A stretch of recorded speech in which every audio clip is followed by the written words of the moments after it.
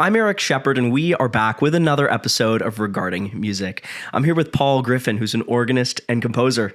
Paul, thank you so much for coming on Regarding Music. I'm really looking forward to our discussion here today. Yeah, I'm glad to be here. Thanks for having me on. So before we dive in here, why don't you take a second to introduce yourself and talk a bit about the work you do? Sure. Well, my name's Paul, and I am an organist. I work in Washington, D.C., and I'm originally from northern Maine. In D.C., I am a graduate of Catholic University, so that's where I did my graduate work, and that's why I ended up here. I ended up meeting my wife at the school, so that's kind of what made me stick around. And then what I do here is I am a organist at the Franciscan Monastery of the Holy Land, which is a rather large church that sits in Brooklyn. It's right next to the National Basilica, if you know where that is. And I am sort of their weekend organist, and it's more of a, I guess the best way to describe it is it's more of an artist in residence rather than a parish organist. There's no parish. It's just monks. So they all live there, and I just sort of service them, and people come from the local community. So that's kind of what that is. And then during the week, I am a children's choir master and teacher at a school in downtown DC. So that's sort of my week thing. And my background is heavily education, and I just so happen to be an organist as well. Cool. So it sounds like you have a fairly unique position as an organist, because I mean, I'm not an organist. I'm a choral musician, church musician, and I sing with the Anglican Cathedral Choir here in St. John's. And it seems like you have an interesting situation in that you don't have a parish. Like, do you have a choir with you, or is it just are you it? Well, it's a little different just because the no parish aspect. But I have a cantor that works with me regularly, and so it's really just me and a cantor. But a lot of people do attend because it's sort of a tourist attraction. Right. So.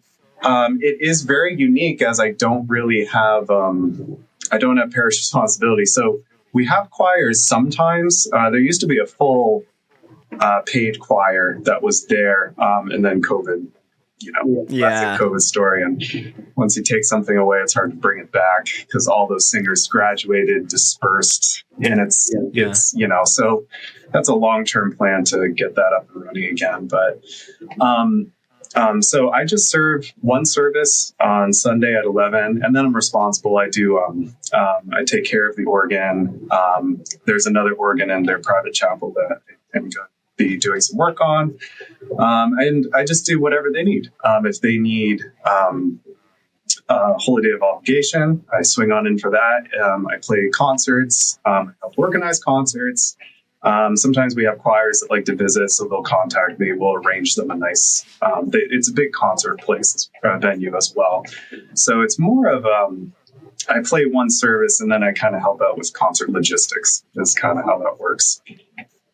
Right. So what are some of the, I guess, special services that you get to be able to do? Because I mean, for me with the cathedral, there are a lot of extra services that you wouldn't normally get to do out like in just a regular parish church. Things like, in Holy Week, we do a lot more than, most churches would do. You do installation services, where it is Anglican, like we usually have services to we had a very, very large service during the to commemorate the coronation of King Charles III kind of thing, things that you wouldn't normally do in just a regular parish church. But again, where this is it seems like you're, in a bit of a different situation than I am, a Roman Catholic monastery in the United States versus an Anglican cathedral in Canada. And I'm just interested to know what some of those sort of extra special things that you might get to do in that tradition are. Oh, sure.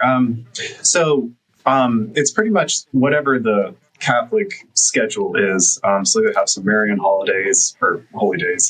And the other kind of odd things that you do is I do donor events. So if they have a big donor event, they'll have big benefit dinners, and they'll have guest artists come in, and then I'll help with the guest artist, and I'll do kind of stuff like that. It's a big and then sometimes they will want to have an extra little prayer service, or they'll be doing some special viewing of the monastery that day, and they'll have a mass, so they'll call me in and stuff like that. So it's nothing crazy. It's actually very it's a lower key position that I really don't. It's nice. I don't have to stress very much about it.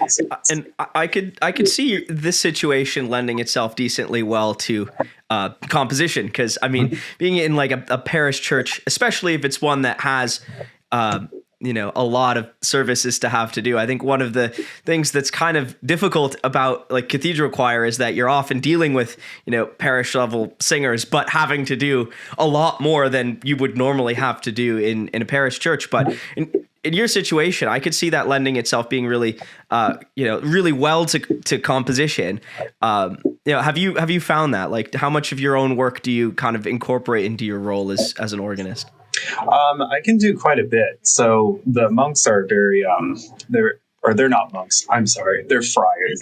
Sorry. They're Franciscan friars. And so they're extremely open and welcoming to my own compositions. And someday, one of my goals, one of the reasons I started posting is I'd like to start benefiting them from the composition. So I might try to dedicate something to them, see if we can get some donations and or sales kind of heading towards them. Love it. So they're extremely welcoming. I'm allowed to write preludes, postludes.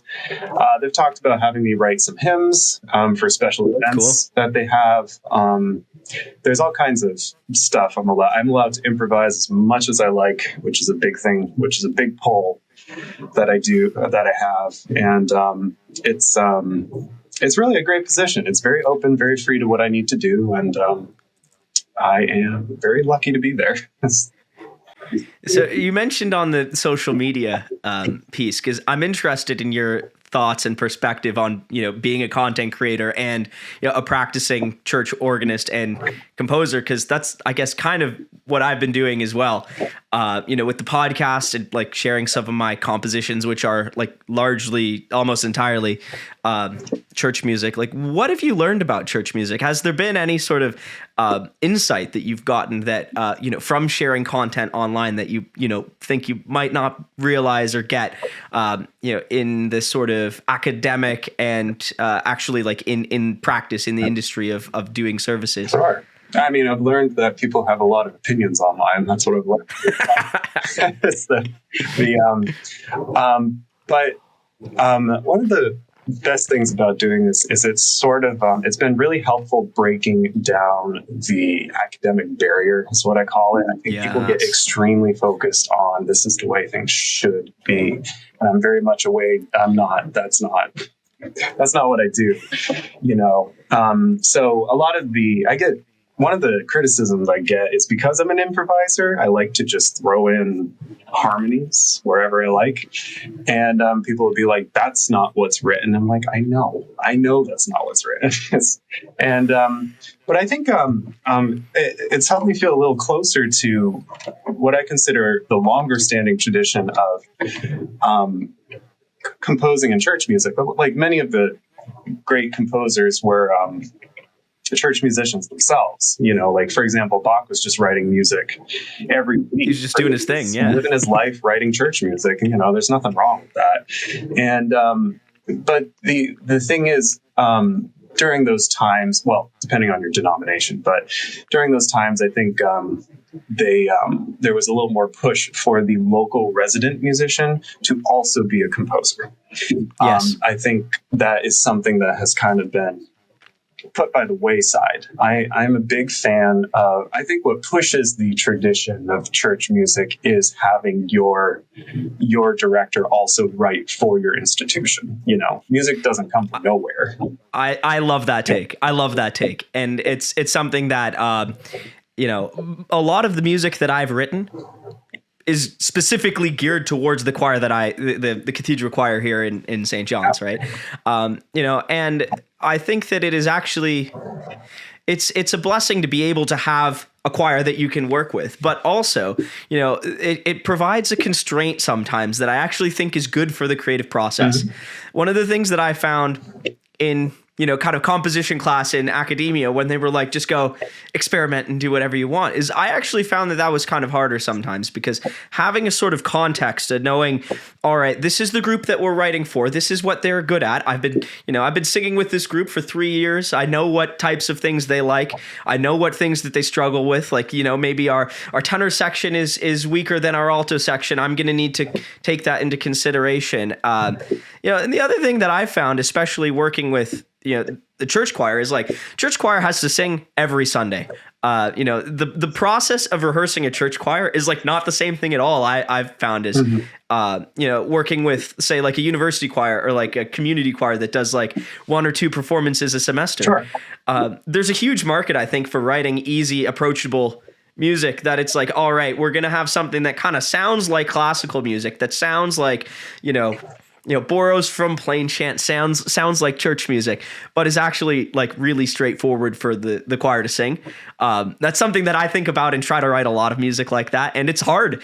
It's actually in some ways, I think it's more difficult to write like easy, approachable things for, amateur choirs than it is to go and like be like, this is my magnum opus. Yeah, right. No, I think it is. I mean, I think people get a little caught up in this idea that complexity equals beauty always. And it's really not, it's not the case. I would much rather hear a I guess, a cappella singer sing a melody beautifully than a large ensemble struggle with over intricate music. Yeah. But it also, especially since we're both in church work, the whole point of our existence is we decorate text. It's not really about my musical ideas, if you will. It's about contributing to the service. Yeah. Right. It's why I'm attracted to things like film composition and video game composition, is because the way I see music is I'm a very functional composer. I don't really write to try to break down some kind of barrier, or I don't really write to reinvent the wheel. I write because I think music's beautiful, and it doesn't have to be, I don't need to be Schoenberg. I can just be Paul, who writes very tonal music, and I just think it's pretty. And I'm not making a statement. I'm not saying atonality is bad. I just like this music, so I just write this music. Yeah, no, I think there are a number of really interesting things there. But first of all, I'm kind of on the same page as you as a composer. Like, most of the music that I write is very tonal, and it usually serves the purpose of like, okay, I'm going to give this to the church choir that I work with, and I'm going to go in knowing that, all right, I'll write a Missa Brevis that we'll be able to pull out. That'll be easy for us to sing on a day that we're missing numbers, kind of thing. Or we don't have an anthem for Candlemas. I'll write something for that, right? Like, very practical, but like it ends up, like I write very tonal music for that reason. First of all, it's like, you want a parish choir to enjoy the work you're doing. And also, like, it has to fit into the context of the service. Yeah. Right. And that leads to the other thing that you touched on there that I think is a really interesting parallel that seems kind of straightforward in hindsight, but I've never thought of before, is the parallel between, church music and film music. Church music isn't like abstract, like in and of itself, like it's not its own thing. Like, you are a part of the service. Like, if the music that you're doing isn't making the service better, it shouldn't be in it. That's my take, at least. Like, if you've got a choir that's like just coming out here and like, butchering the communion service and the anthem, like, you're better off just to have it said, or to have a communion hymn, or to dumb it down to the point where where it is adding something to the service, because the point of church music is to add to the service. And if it doesn't do that, it's not doing what it's supposed to do. Exactly. Yeah, it's there's nothing wrong with if you need it, there's nothing wrong with the Sunday. Just sing Soul of My Savior. It's fine. It's beautiful. Everyone loves to sing Amazing Grace. Go for it. It's gorgeous.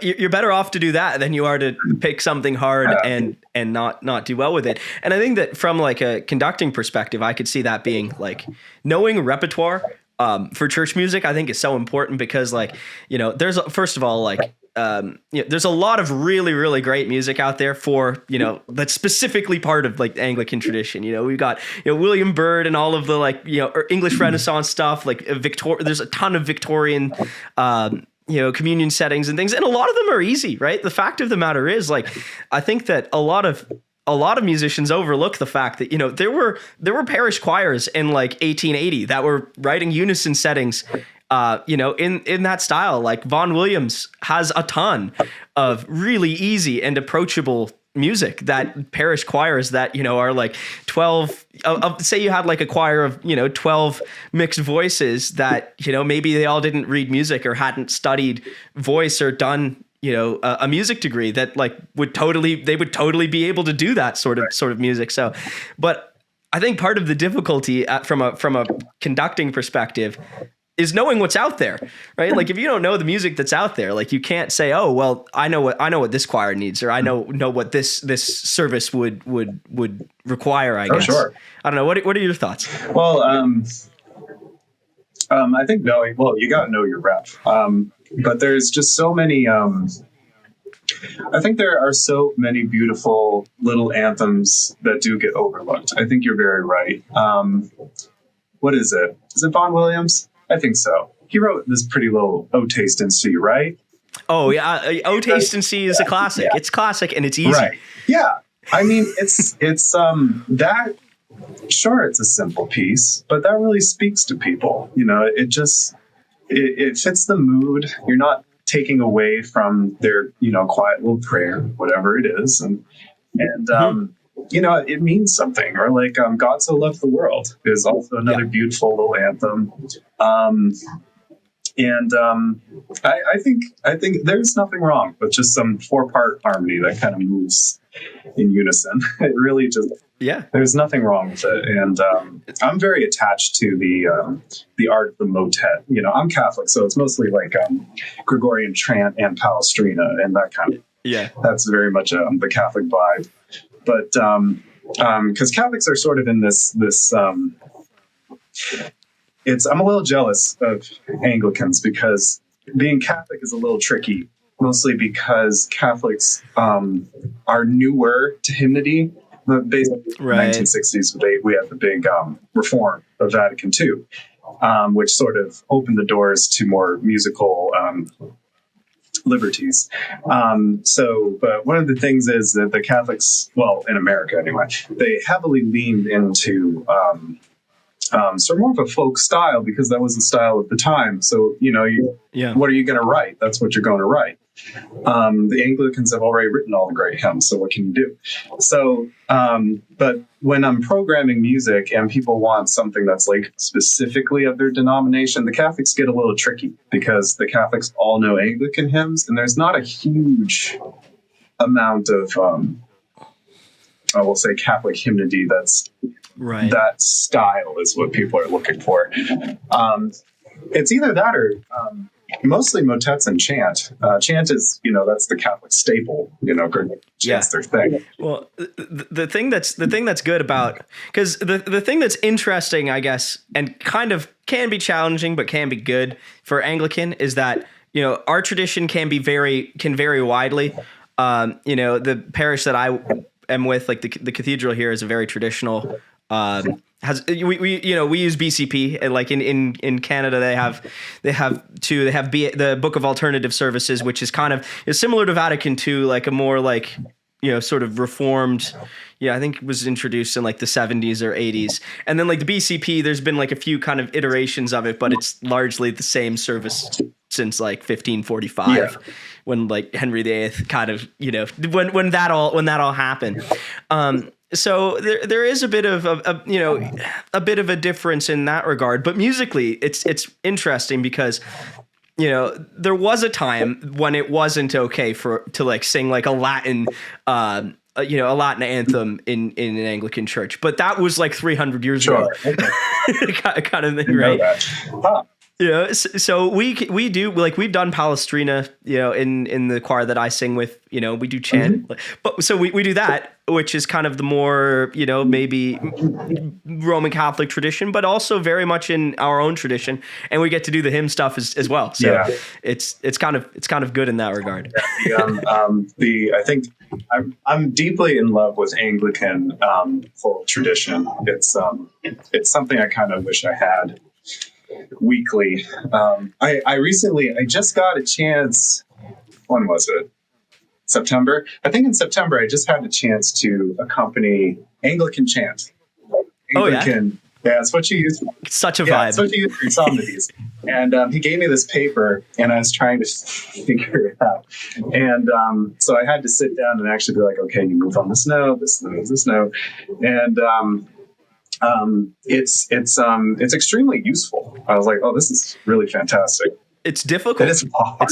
It's not easy. It's not easy, and it's one of those things that, like, good Anglican church choirs that do Anglican chant. And for those listening who, like, don't know what Anglican chant is, it's like, 4-part chant, right? Where basically you have sort of almost like a hymn tune. It's usually written similarly to that, but then you have like a pointed text underneath that you move based on.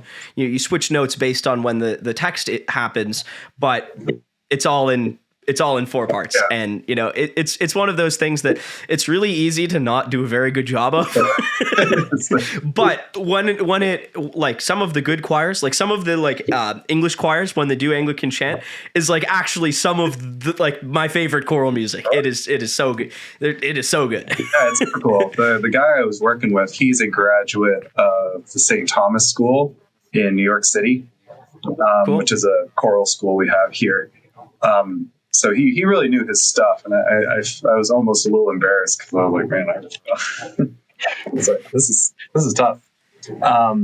But yeah, there's all kinds of really, to sum it up, there is all kinds of wonderful, very simple music that really needs to be approached again, I think. Or not even approached, approached again, but also I think composers need to be a little more courageous and just write the simple thing. Just write the thing that's easy, simple, something that Deborah can handle on Sunday morning.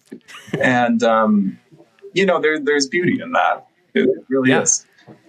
And I think that, like, we've talked a lot about Anglican and Roman Catholic because that's the tradition that we both, like, I come from Anglican choral tradition and you work with the Roman Catholic Church. But I still feel like most of the things we're saying here are, relevant regardless of what denomination you're in. Like, if you have a church that has music, like, there's going to be, especially when it comes to things like anthems, for like things like communion setting, it might vary. It might be a little bit more, denomination dependent. But I mean, the fact of the matter is like, there's so much great, easy, approachable church music out there that, like, doesn't get looked at, or people that just, like, not even out of, like, maliciousness doesn't get looked at. It's that, like, you just need to know a lot about it and to know what music is out there and what composers were on the go when, to really take advantage of everything that's out there. Oh yeah, absolutely. And, it contributes to the other aspect of sort of the composing career I'm working on.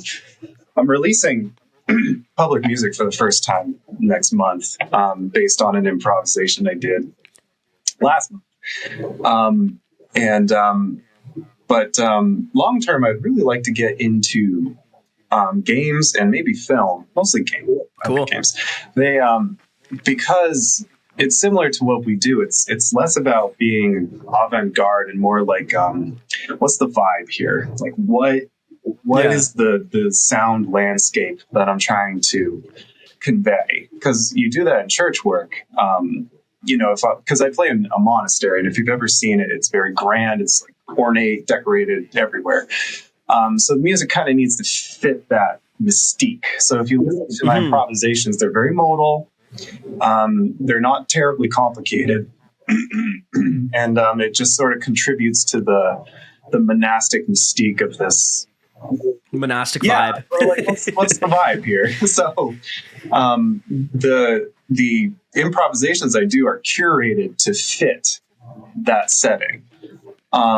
So someday well, this year I'm going to start doing it, but I'd really like to start working towards also writing music for media, because it just kind of feels like the same thing. Especially if you're doing games, you're really just doing loops. So if you can loop something that fits that vibe of whatever the game developers are looking for, that's great. And I always get super excited when I see something from the church world implemented into a video game, because what first got me interested in it is when I was a kid. There's this game called Medieval. What was it? Total War. Medieval War. Oh, I played Medieval Total War. Right? Oh yeah. Medieval 2. I played all of those. So when Medieval 2 comes on, I think I can't remember, but it's the Ave Maria that plays. It's the Ave Maria. That's the soundtrack. It opens with a medieval chant, and I'm like, appropriate. It was just like, I was so happy. It's funny. I opened that game up maybe like a year or two ago just for some nostalgia. And I was like, I listened to the music. I was like, I actually know about this now. I played this game when I was like 12. I was like, this is chant. Oh my gosh. It's so good. I just loved it. I'm like, it's music of the, that chant made it came a little later, but it's music of the time. And it has the medieval vibe. May not be 100% accurate, but has the medieval vibe. Yeah, it's just, and whenever people hear it, they think that, even if the chant's from like the 1800s, people will be like, oh, it's medieval. Sure. And it's but I think because there's a lot of game developers who are looking into, I guess you could call it period pieces for gaming. Like Kingdom Come Deliverance 2 just came out a couple weeks ago. Yep. Very much a medieval game. And I haven't had a chance to, I guess it's a little after the medieval period, early Renaissance. But it, when I look at those games and I listen to the soundtracks, I really like what the composers did. But I'm like, man, what if they had someone who had the best, like, I know the music of the time. I could really create a soundtrack that like puts you there, and not written strictly in the style of like Wilson Palestine and being careful with my parallel octaves or whatever. But you could really write something cool. If you took the time to do that, and I would love to do that for a game studio. I just got to find one, because they've already made Kingdom Come, so I'm like, well, it's too late now. But you've got. I mean, there's a bit of off topic, but there's a lot more historical games coming out now. I feel like than there were in the past, which is what I mainly play as well. You really scratch that itch, But how have you found, composing for sharing music online? Like, has that affected the way that you write music? Because I find for me that it absolutely has. Oh, okay. Has the way that you think about composing changed from, because put it this way, like what might work as a piece in church in a service may not be the thing that like is best for the algorithm out of like the things that you could do. Like, has that like factored into the way that you write music? So it's less, what I do for the church is less algorithm based, just because I'm able to record the whole thing and then I clip it where I need to fit algorithms. One of the things I've noticed is it's not the music. What I do is I've noticed the videos that do better are the ones where I'm walking to the organ, or I did one where I dropped a pencil. So I had like a pencil drop, and then I grabbed it and then started the music portion. So it's less affected how I write, and it's more how do I present the composition. Because when you're a musician, I think it's tempting to be like, people should like my art because it's art, But really, you got to hook people. You have to. I fully when I'm writing stuff now, I will fully like be like, okay, this was a sick 8 bars. I'm gonna write a note that we're gonna we're gonna clip this part. So it's affected more so how I think about presenting myself. Right.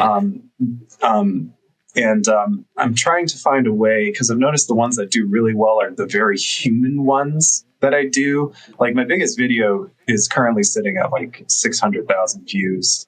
Wow. But I'm not playing anything. I'm not even playing. It's a guy who came to visit me, and all I did was turn on a 32-foot reed to make it sound boomy. But it was like the human aspect of it, just us sharing our love of the instrument, is what it has attracted people. So I'm trying to think, like, how can I present my music and show the human aspect of being a musician? So what I've been doing is I show my humanity. I don't clip out mistakes. I leave things in on purpose. I'm like, I had a bad Sunday. I played some bad notes. We've all had it. It's just, I played a 5-1 when it was a 4-1. Happens, But I think people really enjoy seeing how do musicians navigate those errors as well. Like, what do you do when that happens? I can't just stop, So I think it's mostly affected how do I think about how people perceive music before they get into it. What's the bar of entry? No, I think that there are two really interesting points to unpack here. I think,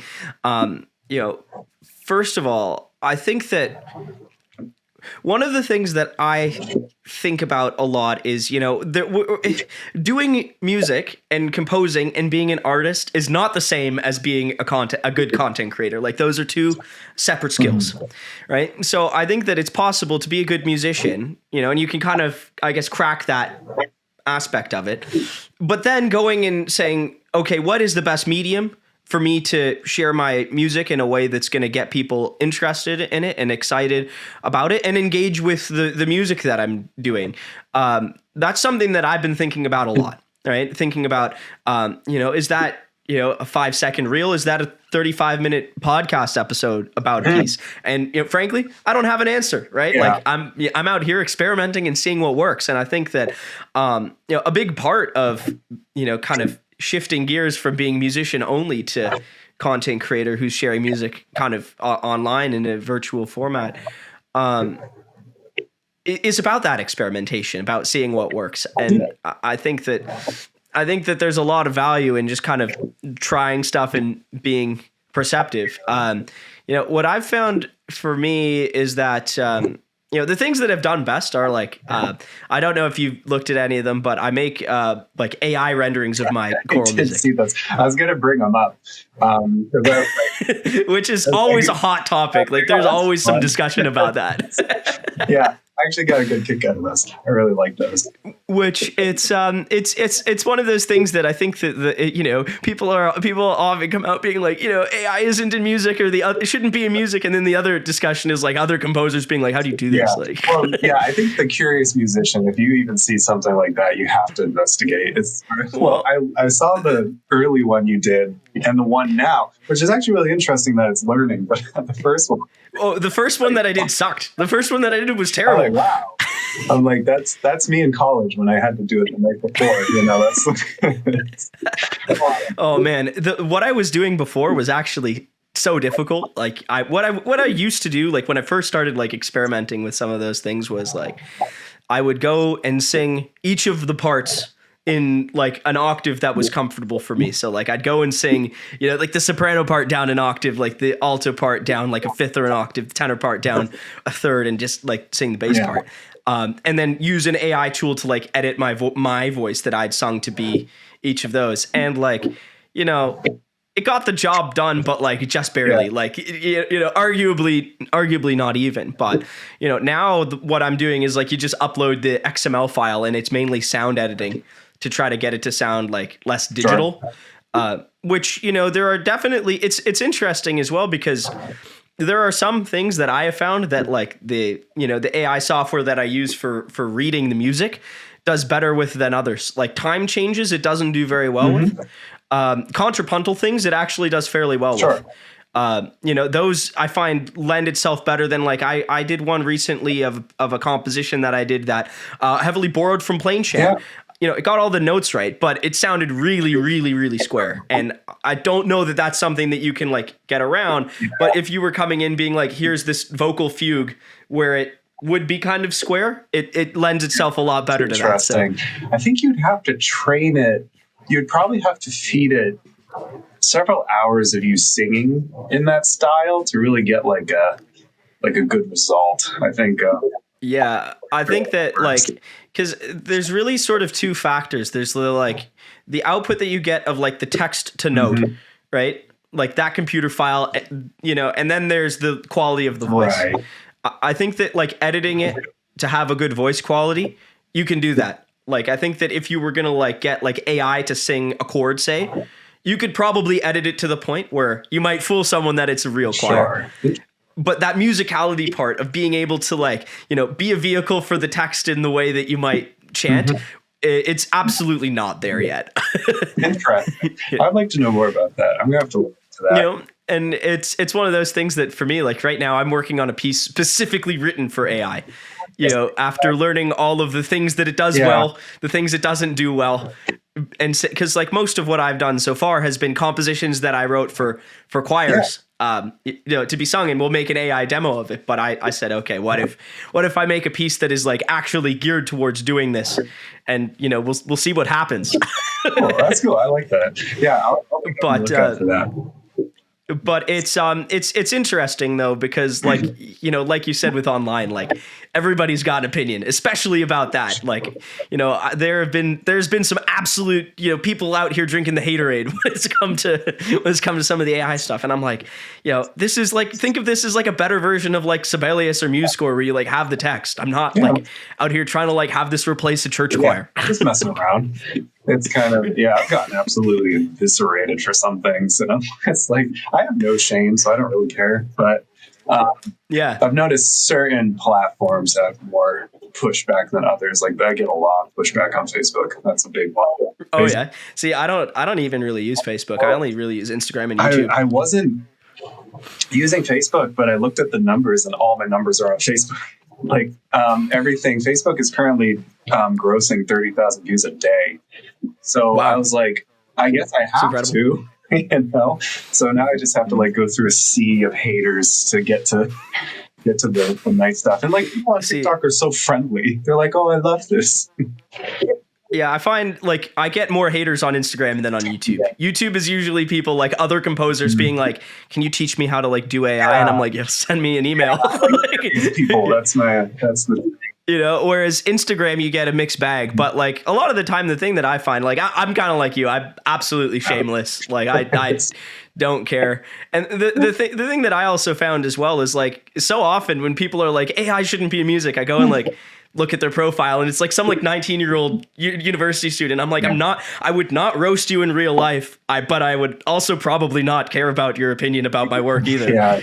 So I'm like, all right, it's just it's good for the algorithm. I know, it's like you can't control it, but honestly, some of the hate helps drive my views. So yeah, no, that's exactly it. I think my best performing video is one of my worst performing AIs. Really? Yeah. So I had an AI video that I made back in like November, I think, before, like, because I do a fairly different process than I do now than I used to do when I first started doing it. So I think it was like the first like two phrases of a Kyrie from a Missa Brevis that I did like in real life. Like my church has sung this Missa Brevis, people being like, why don't you try getting a real choir to do it? And I'm like, my guy, like, we're doing this like next Sunday. But like I had one that was way less realistic than the stuff that I'm doing now that got like I think it's like 35,000 views, and I was just like it's just kind of funny. No, I like to experiment. That's why I improvise. It's like sometimes people ask me, they're like, do you have it mapped out in your head? I'm like, no. Most days, if you watch the videos, you can actually see me processing what's going on, and you can actually see moments where I'm like, I don't know how I'm going to get out of this. It's just kind of like I've been playing the G chord for a long time. It's just pedal points. Pedal points and 5/1. I'm telling you, they're effective. Amazing. But it's it's part of the process. It's fun. It's fun.